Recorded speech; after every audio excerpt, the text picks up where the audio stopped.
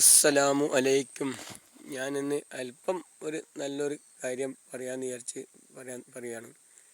റംളാൻ മാസം എന്ന് നമ്മളിലേക്ക് വന്നിട്ട് അള്ളാഹു തആല ഇറക്കി തന്ന് മൂന്നാമത്തെ നോമ്പിൽ ഉൾക്കൊള്ളുന്നു.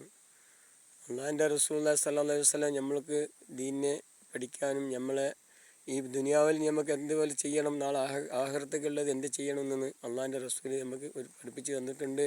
അത് ഉസ്താദന്മാർ ഒരുപാട് നമുക്ക് പറഞ്ഞു തരുന്നുണ്ട്. അത് നമ്മൾ ഓരോ ഉൾക്കൊള്ളുന്നുണ്ട്. ഇനി ഉൾക്കൊള്ളണം നമ്മൾ.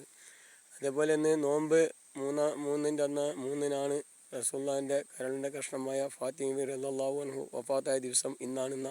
നോമ്പ് മൂന്നിനാണെന്ന പണ്ടത്തെ ആൾക്കാർ പറയുന്നത്. അത് ഞാൻ കേട്ടിട്ടുള്ളത്. അപ്പോൾ ആ ഉമ്മാമാക്കും വേണ്ടി നമ്മൾ ദ്വാരക്കണം. ആ ഉമ്മാമൻ്റെ പേരിൽ ഫാത്തിഹ സൂറത്തുകൾ ഓതണം. അവരവരുടെ ദുആയും ബർക്കത്തും നമുക്ക് എല്ലാവർക്കും വേണം. നാളെ മരിച്ചു പോയാൽ മെസ്സയിൽ പെണ്ണുങ്ങളുടെ നേതാവായിട്ട് ഫാത്തിമ റളിയല്ലാഹു അൻഹു എല്ലാവർക്കും കൈപിടിക്കാൻ ഉള്ള ബീവിയാണ് എന്ന് കൽപ്പിച്ചിട്ടുണ്ട്. അതേപോലെ ഒരുപാട് ബീവിമാരുണ്ട്. അവരെയും അമ്പിയാക്കന്മാരും ഒരുപാട് ആൾക്കാരുണ്ട്. എല്ലാവരെയും നമ്മൾ സ്നേഹിക്കാനുള്ള മനസ്സ് അല്ലാഹു തആല നമുക്ക് തരട്ടെ എന്ന് പറഞ്ഞ് ഞാൻ അല്പം സംസാരിക്കുന്നു. അപ്പം നമ്മളെല്ലാവരും ഈ ദീനിനെ നമ്മൾ മുറുക്കാൻ പിടിക്കുക. ഈ റംളാൻ മാസം ഒരിക്കലും നോമ്പുകൾ കളയാതെ കണ്ട്, ഈ റംളാൻ മാസത്ത് ഒരു ദിവസം ഒരു സെക്കൻഡും നമ്മൾ വെറുതെ കളയാതെ കണ്ട് അള്ളാഹ്ക്കും വേണ്ടി ഇബാദത്ത് ചെയ്തുകൊണ്ട് അള്ളാഹ്ക്കും വേണ്ടി നിന്ന് നല്ല കാര്യം ചെയ്യാമെന്ന് വെച്ച് ഞാൻ വർത്തമാനം പറയുന്നു. പിന്നെ ഈ വീഡിയോ എനിക്ക് ഇഷ്ടപ്പെട്ടാൽ ലൈക്ക് ചെയ്യൂ, സബ്സ്ക്രൈബ് ചെയ്യുമെന്ന് പറഞ്ഞ് ഞാൻ നിർത്തുന്നു. അസ്സലാമു അലൈക്കും.